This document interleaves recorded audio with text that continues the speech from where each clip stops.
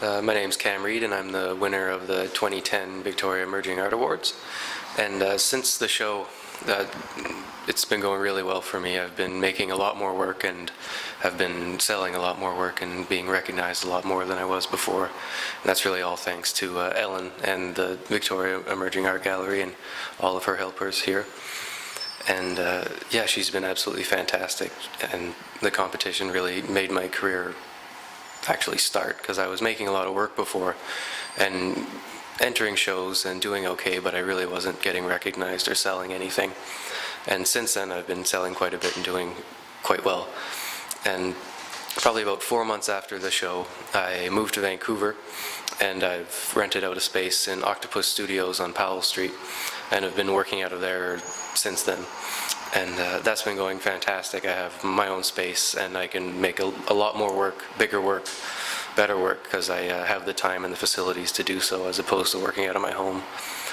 And between that and working in Surrey as a screen printer, making garments and printing uniforms and all that, yeah, just between those two things, that's all I've been doing. I go to work and screen print all day, and then I come home and make art all day at the studio. And the Octopus Studios, where I have my space, is part of the East Side Cultural Crawl, which happens in the fall of every year. And that's really exciting. All of the artist studios in East Vancouver open up to the public for a weekend, and there are a lot of sales and a lot of excitement around that event. And my work has taken a bit of a shift since the show. Before, with the paintings, I was dealing mostly with identity and how people's identities are altered as they project themselves onto one another.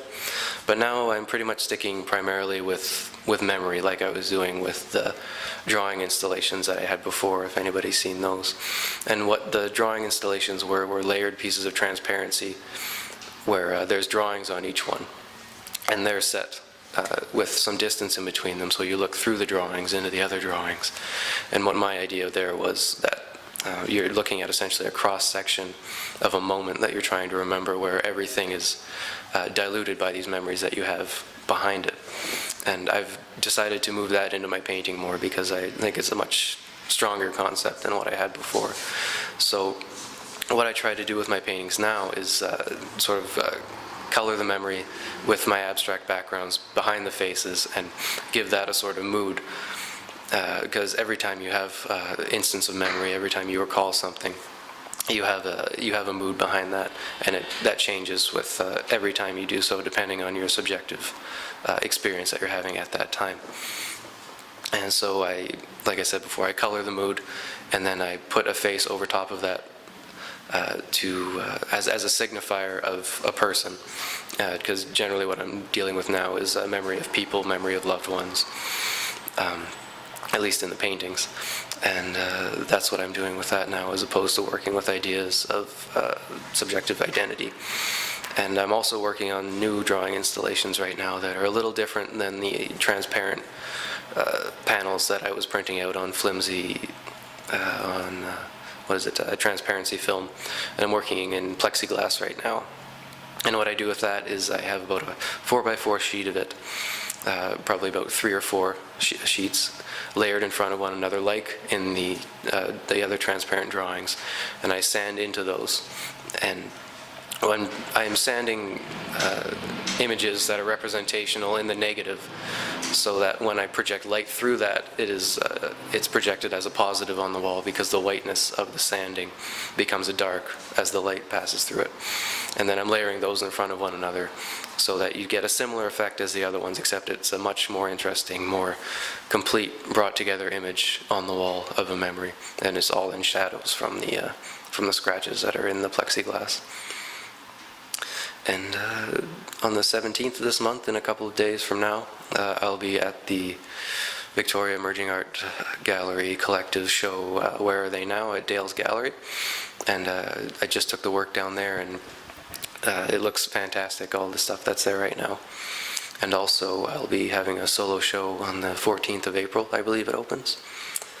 And that'll be at the Victoria Emerging Art Gallery. And I've done probably about half the work to 3/4 of the work for that right now, and it's absolutely fantastic. It's definitely the best work that I've ever done, and I'm really excited about that.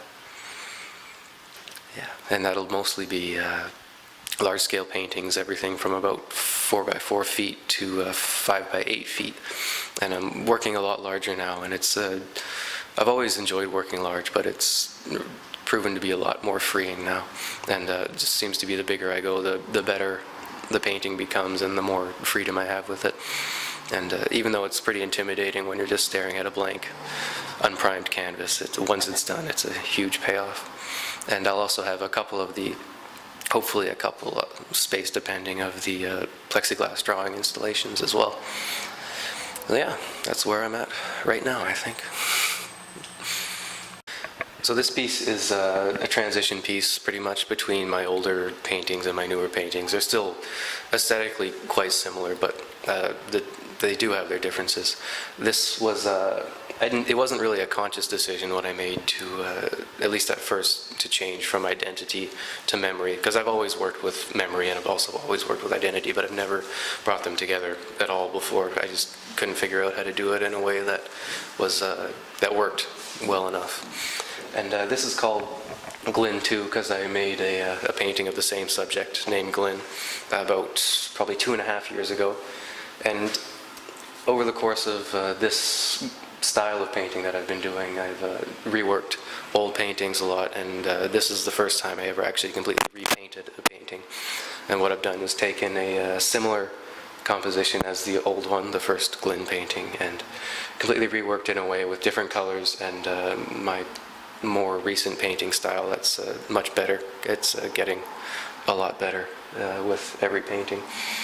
And this is really where it started to become about memory more than identity, because the other ones there were oftentimes multiple faces, or else the face was definitely the focal point of the whole thing, and the figure-ground relationship wasn't quite as realized, so the background sometimes just became decorative or extraneous or just there for the sake of having something to paint on. Whereas this, the background's really as much of a subject as the face is, because the face is pushed back quite a bit farther than the old paintings were. So it really becomes more about trying to find the face in the whole thing, trying to recall memory, because memory recall and false memory are big parts of my work. And it's almost as if but you can see the face is completely uncompleted, essentially, and little pieces are missing, but you get the general details and the little reference points that you get when you try to remember somebody and somebody's image. And it's almost as if that face and all those little details are fading into the background and being covered up by the background. So yeah, really the background serves a function as opposed to just being a decorative ground as it was in the identity pieces, whereas the background was just used to cover up the faces that were in behind, but the transparent face was always on top and was always right in your face, and really not confrontational, but definitely bold. So, and once I saw this, I decided that I really needed to rethink what I was doing, because I think that this was a much more interesting direction, whereas before it started to, I think I just exhausted that idea, because I'd done everything that I thought that I could with it, and I was really trying to paint in a similar way, but to keep my ideas somewhat fresh. It's difficult, because when you really think that formally you're doing something that you want to be doing, but the conceptual side of things is lagging, it's really difficult to try and figure out how to maintain those formal elements, but to reinvent the concept in a way that's not just so that you can keep on doing the same thing that you're doing, because that's a complete cop-out as well. So I think that I'm working on a fairly believable way to do that right now. So yeah, I'm really excited about the new work. It's far, far better than the older stuff, in my opinion, at least.